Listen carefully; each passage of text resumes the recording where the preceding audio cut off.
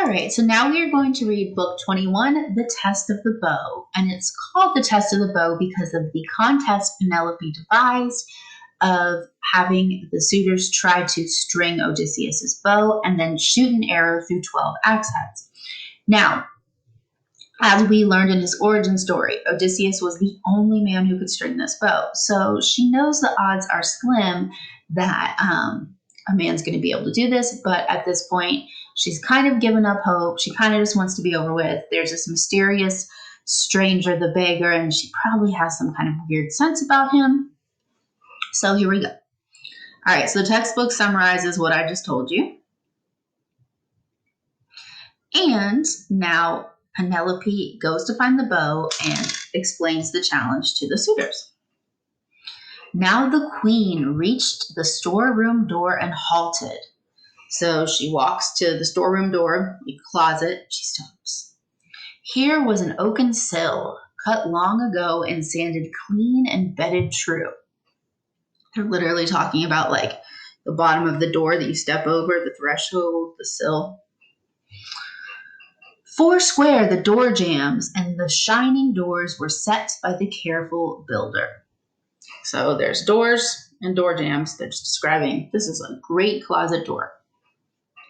Penelope untied the strap around the curving handle, pushed her hook into the slit, aimed at the bolts inside, and shot them back. This is how you unlock the door. Then came a rasping sound as those bright doors the key had sprung gave way, a bellow like a bull's vaunt in a meadow. Woo! Followed by her light footfall entering over the plank floor. So when the doors open, there's this sound, it's this moment.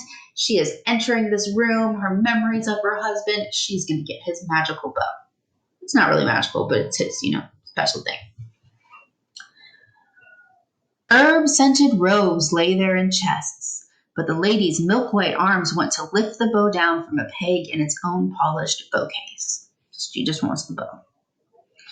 Now Penelope sank down, holding the weapon on her knees, and drew her husband's great bow out and sobbed and bit her lip and let the salt tears flow.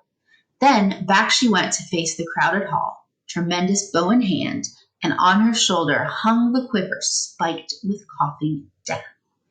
So she gets the bow down. She's overwhelmed with emotion. She cries. She grabs the quiver, which is where the arrows are held.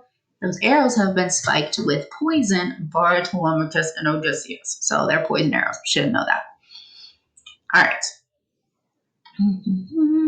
Behind her, maids bore a basket full of axe heads, bronze and iron implements for the master's game. Thus, in her beauty, she approached the suitors, and near a pillar of the solid roof, she paused, her shining veil across her cheeks, her maids on either hand, and still, then she spoke to the banqueteers. So she's entering the megaron where all the suitors are, holding Odysseus's bow. There are maids holding a basket with 12 axe heads. Everyone's looking at her. She's beautiful. She's what they're all there for, and she's going to speak to them. My lords, hear me. Suitors indeed. You commandeered this house to feast and drink it day and night, my husband being long gone, long out of mind. You found no justification for yourselves, none except your lust to marry me. Stand up then. We now declare a contest for that prize. So she's basically saying, you guys have been in my house too long because my husband's not here and you forgot about him and how wonderful he was. You want me. Okay, then stand up and be men and do something to impress me. Here is my lord Odysseus's hunting bow. Bend and string it if you can. Who sends an arrow through iron axe-helve sockets, 12 in line? I join my life with his and leave this place, my home, my rich and beautiful bridal house forever, to remembered, though I dream it only. So she's basically kind of taunting them a little bit who can do this? I don't think any of you can, but if you can, I'll leave my house with you. Now, the way she says, leave this place, my home, my rich and beautiful bridal house, forever to be remembered, though I dream it only. We can tell she doesn't want to leave, but she's offering this contest. All right, so the suitors gather round, they heat and grease the bow.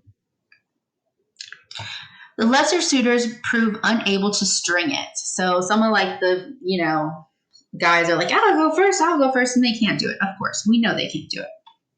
The most able suitors, Antinous and Eurymachus, so kind of like the head suitors, they're like, I don't want to embarrass myself in front of her, so I'm going to hold off. Then, while they're busy with the bow, Odysseus, disguised as the beggar, goes off to find his trusted servants, Eumaeus the swineherd and Philodius the cowherd.